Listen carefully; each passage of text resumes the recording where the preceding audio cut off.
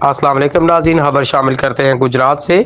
ہم غم کی گھڑی میں فری لانس جرنلسٹ ایسوسی ایشن گجرات ڈویژن کی آفس انچارج حافظہ عالمہ عروج فاطمہ اور اس کے خاندان کے غم میں برابر کے شریک ہیں اور دعا کرتے ہیں کہ اللہ کریم ان کے بھائی جنت الفردوس میں اعلیٰ مقام عطا فرمائے۔ Report doctor Humayun Shahzad. ان حالات کا اظہار فری لانس جرنلسٹ ایسوسی ایشن گجرات ڈویژن کے ارکان نے عروج فاطمہ کے بھائی کے لیے تعزیتی اور دعائیہ اجلاس میں کیا۔ اجلاس میں سابق ڈی او کالجز گجرات، سابق سربراہ شعبہ تاریخ، قانون اور سیاسیات معروف اسکالر پروفیسر ریاض احمد سیالکوٹ، سابق جے سی او پاکستان و آرمی، سابق سربراہ شعبہ تاریخ زمیندارہ کالج گجرات،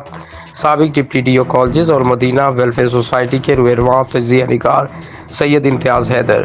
معروف لکھاری و اینکر ڈاکٹر ہمایوں شہزاد، معروف مذہبی و علمی شخصیت و اسکالر پیر سید محمد قاسم شاہ فران وال سیدہ، میجر ریٹائرڈ باسط علی مہر، پاکستان پیپلز پارٹی کی رہنما نورین سیال، سابق کونسلر و سینئر نائب صدر فری لانس جرنلسٹ ایسوسی ایشن گجرات ڈویژن ہو، جنرل سیکرٹری پریس کلب سہاوا حافظ محمد یعقوب، سابق امیدوار ایم پی اے نامور صحافی سید عابد حسین شاہ دیونا، چیف ایڈیٹر روزنامہ جستجو ہاور سلطانہ، نائب صدر فری لانس جرنلسٹ ایشن گجرات ڈویژن ام نور، مہر ظفر اقبال ظفر، سی او ایم زیڈ شاپس و ایم زیڈ میڈیا اور دیگر ارکان نے تعزیتی اجلاس میں شرکت کی۔